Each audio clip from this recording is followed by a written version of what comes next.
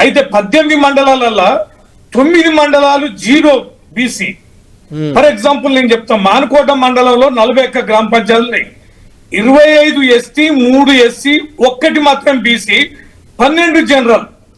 పెద్దగూడూరు మండలంలో 41 గ్రామ పంచాయతీలు ఉంటే 18 ఎస్టీ, 13 ఎస్సీ, 0 బీసీ, 10 గ్రామ పంచాయతీలు జనరల్.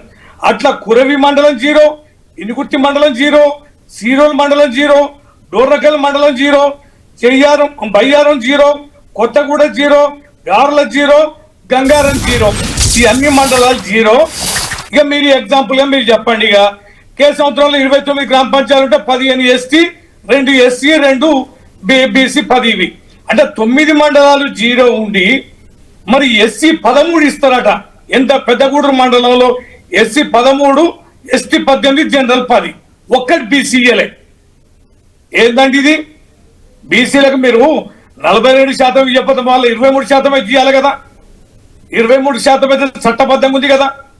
50% రిజర్వేషన్ లో 23 అయితే ఇవ్వాలి కదా. మీరు మొత్తం జనరల్ 10 జనరల్కి ఇచ్చారు కానీ 0 పెడతారానండి. 13 ఒక మండలంలో ఎస్సీకి పెడితే ఏ లెక్క ప్రకారం వస్తుందో చెప్పండి. 13 గ్రామ పంచాయతీలు ఎట్లా వస్తాయో? అంటే ఇది అశాస్త్రీయం కాదా, దుర్మార్గం కాదా? ఏ రకంగా మేము కలెక్టర్ని అడిగాం, ఆర్టీఓని అడిగాం, ఏ ప్రాతిపదికన చేస్తుందని. అసలు ఎవడినే మూళ్ళ లేదు కళ్యాణ్ గారు. మొత్తం గంపగుత్తగా తలుపులు వేసుకున్నారు. ఎవ్వని మానాన ఏ ఫార్ములా, వీళ్ళు ఎట్లా చూస్తారంటే ఎవడో వాడు పోయి కోర్టుకు పోవాలి, కేసు వేయాలి, ఈ ఎన్నిక కూడా జరగకుండా చూడాలి. శాస్త్రీయ పరమైన ఏ రకం కూడా ఇక్కడ లేదు. 487 గ్రామాల్లో 23% రావాలి కదా కళ్యాణ్ గారు. అవును, 23% ప్రకారం మరి ఎన్ని గ్రామ పంచాయతీలు రావాలి?